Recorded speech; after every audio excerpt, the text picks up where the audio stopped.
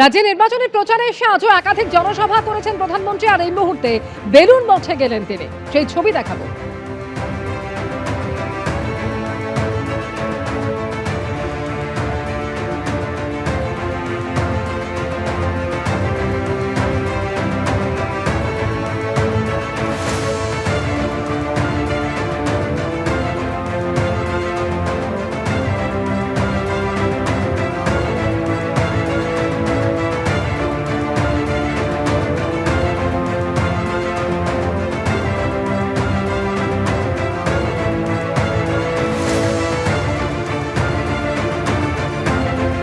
সকাল থেকে প্রথম দফা নির্বাচনে বীরভূমের একাধিক জায়গায় অশান্তির খবর পাওয়া গেছে।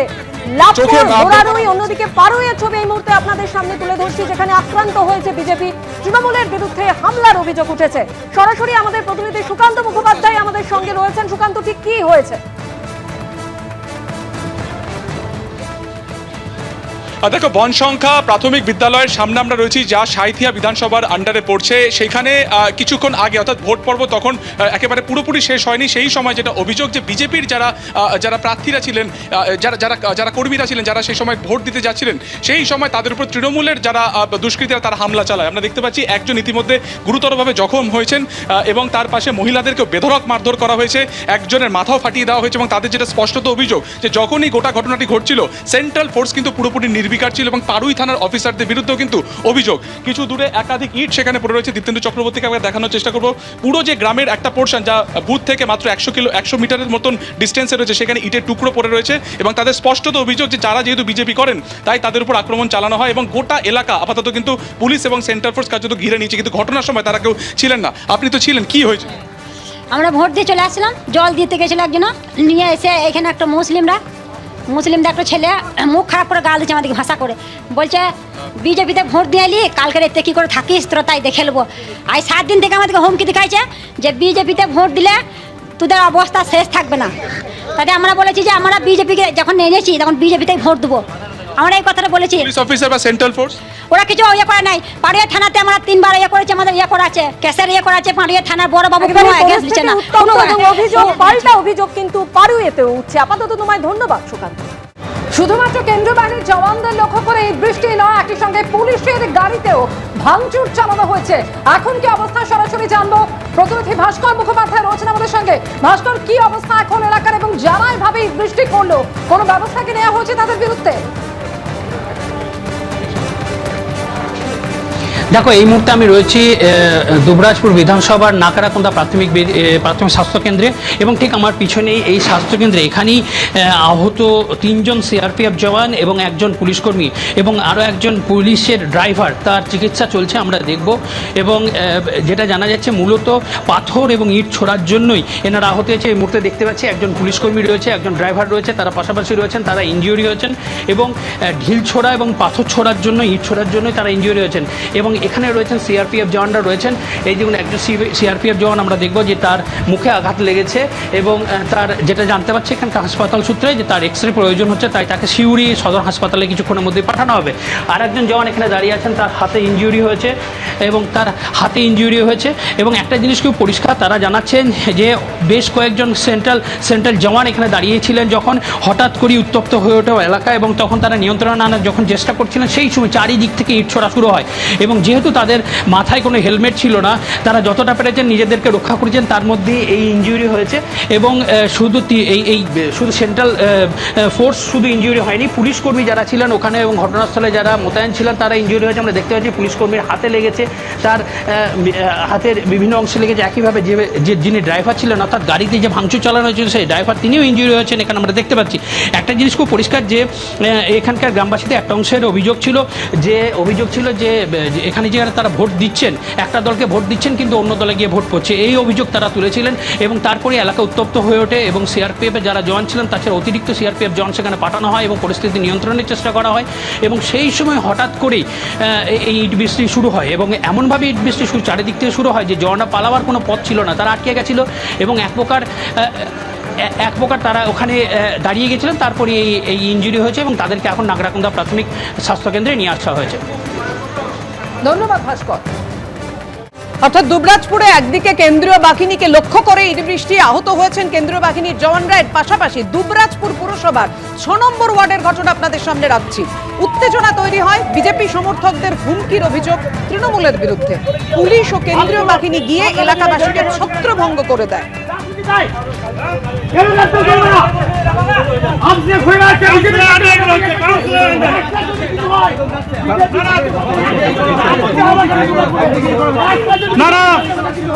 সাধারণ ভোটারে যদি কিছু হয় কেন গ্রেপ্তার করা হবে না? কি মনে করছে টিএমসি নেতারা?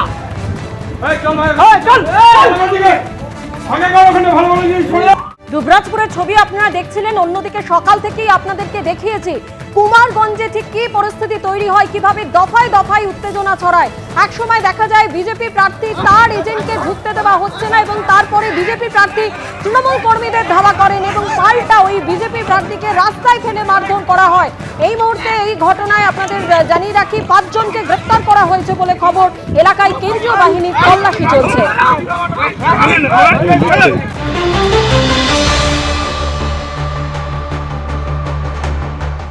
কুমারগঞ্জে বিজেপি প্রার্থীকে মারধরের ঘটনায় এবার তল্লাশি অভিযানে নামলো পুলিশ আর কেন্দ্রীয় বাহিনী। বানিহারি হাই স্কুলে যেখানে বিজেপি প্রার্থীকে মারধর করা হয়েছিল, সেখানে যারা যারা মারধর করেছে ছবি দেখে তাদেরকে চিহ্নিত করা হয়েছে, এমনটাই জানিয়েছেন জেলার পুলিশ সুপার। আর তারপরেই দেখা যাচ্ছে কেন্দ্রীয় বাহিনীকে সঙ্গে নিয়ে পুলিশের দল তারা এই গ্রামে ঢুকছেন, বানিহারি হাই স্কুল সংলগ্ন যে গ্রাম, এবং সেইখানে তল্লাশি অভিযান চালাচ্ছেন তারা। পুলিশ সুপার জানিয়েছেন যে চিহ্নিত করা হয়েছে অভিযুক্তদের এবং তাদের বিরুদ্ধে আইনানুগ ব্যবস্থা নেওয়া হবে। এবং সেই ঘটনাতেই এবার যারা যারা অভিযুক্ত ছিল চিহ্নিত করে তাদের নাম ঠিকানা সব নিয়ে এবার একে একে তাদের বাড়িতে তল্লাশি চালাচ্ছে পুলিশ এবং কেন্দ্রীয় বাহিনী। ক্যামেরায় আমার সহকর্মী প্রীতমকে একটু ছবিটা দেখাতে বলছি। এই মুহূর্তে দেখা যাচ্ছে যে একটি বাড়িতে পুলিশ এবং কেন্দ্রীয় বাহিনীর দল তারা ঢুকেছেন এবং সেই বাড়িতে তল্লাশি চালানো হচ্ছে।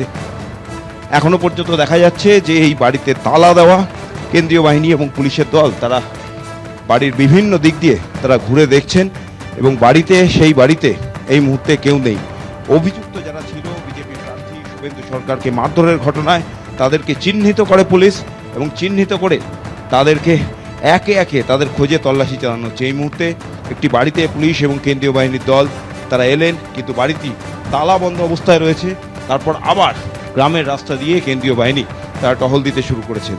একাধিক ব্যক্তি ছিল এই শুভেন্দু সরকারকে মারধরের ঘটনা এবং গোটা ঘটনার ক্যামেরাবন্দি হয়েছে এবং সেই ছবি দেখেই কিন্তু একে একে অভিযুক্তদের চিহ্নিত করে পুলিশ এবং তাদের খোঁজে এই মুহূর্তে তল্লাশি চালানো হচ্ছে গোটা এই বানিহারি গ্রামে। বানিহারি হাই স্কুল সংলগ্ন যে এলাকা, গোটা এলাকায় স্থানীয়দের সঙ্গে কথা বলেন পুলিশ এবং কেন্দ্রীয় বাহিনীর আধিকারিকরা এবং তারপর অভিযুক্তদের নাম ঠিকানা নিয়ে একে একে তাদের বাড়ি খুঁজে তল্লাশি চালানো হচ্ছে। কিন্তু এই ঘটনার পর যারা অভিযুক্ত, একজনের বাড়িতে পুলিশ যাওয়ার পর দেখা গেল সেই বাড়িটি তালা বন্ধ। আর সেখানেই প্রশ্ন উঠছে, বারবার যখন বিজেপি প্রার্থী সকাল থেকে অভিযোগ করছিলেন এজেন্ট বসতে না দেওয়ার, জটলা হওয়ার, সেখানে কি কারণে এই ঘটনা ঘটলো? আর ঘটনা ঘটার পর অবশেষে পুলিশ এবং কেন্দ্রীয় বাহিনীর তৎপরতা শুরু হলো। সকাল থেকে কেন্দ্রীয় বাহিনী কোথায় ছিল? যে অবাধ শান্তিপূর্ণ ভোটের কথা নির্বাচন কমিশন বলছিল, আদতে সেই শান্তিপূর্ণ ভোট কি হলো সেই প্রশ্নই থেকে যাচ্ছে। ক্যামেরা পার্সন প্রীতম চক্রবর্তীর সঙ্গে ব্রতদীপ ভট্টাচার্য, এবিপি আনন্দ, দক্ষিণ দিনাজপুর। আমার উপরে হামলা করার একটা চেষ্টা হয়েছে, গায়ে হাত দিতে পারেনি, গাড়ি ভেঙেছে, আপনাদের সাংবাদিকদেরও গাড়ি ভেঙেছে। আসলে সকাল থেকে এরা যে কাণ্ডটা করতে চেয়েছিল, প্রতিটি বুথ জ্যাম করবে, বিরোধী এজেন্টদের বের করে দেবে, কিন্তু আপনারা জানেন প্রায় 8-10টি জায়গায় আমি এজেন্ট বসিয়েছি। যখন এই খবরটি তারা গেছে, একটা সংকীর্ণ জায়গা ছিল, গলি, যেখান দিয়ে আমরা ঢুকতে পারি কিন্তু বেরোনোটা একটু কঠিন। ওরা প্ল্যানফুলি সেখানে আমাদেরকে আটক করে, আমাদের উপরে হামলা চালানোর চেষ্টা করে, আর যা কিছু আর কি। কিন্তু নির্বাচন কমিশন তো বারবার শান্তিপূর্ণ ভোটের কথা বলছিল, কেন্দ্রীয় বাহিনী কোথায়? আপনি ক্যান্ডিডেট, আপনি যাচ্ছেন সেখানে, আপনি আক্রান্ত। নির্বাচন কমিশন চেষ্টা করছে কিন্তু ডিপ্লয় করে তো স্থানীয় পুলিশ। আমি সকাল থেকে বলেছি এখানকার এসপি নিরপেক্ষ নয়, তিনি একেবারে প্ল্যান ফুলি এগুলো করাচ্ছেন। সেই জন্য নির্বাচন কমিশনকে আমি সরাসরি কি বলতে পারি, এখানকার পুলিশ সুপারই তো নির্বাচন কমিশনের আন্ডারে, তাহলে সমস্ত দায় দায়িত্ব এখানকার পুলিশ সুপারের। যদি অভিযোগ করে থাকে, উনি ওনার মতো অভিযোগ করেছে।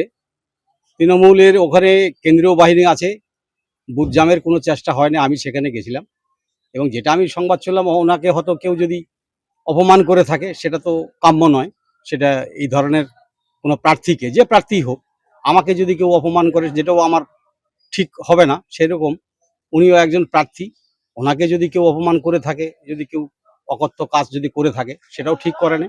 এবিপি আনন্দ, এগিয়ে থাকে, এগিয়ে রাখে।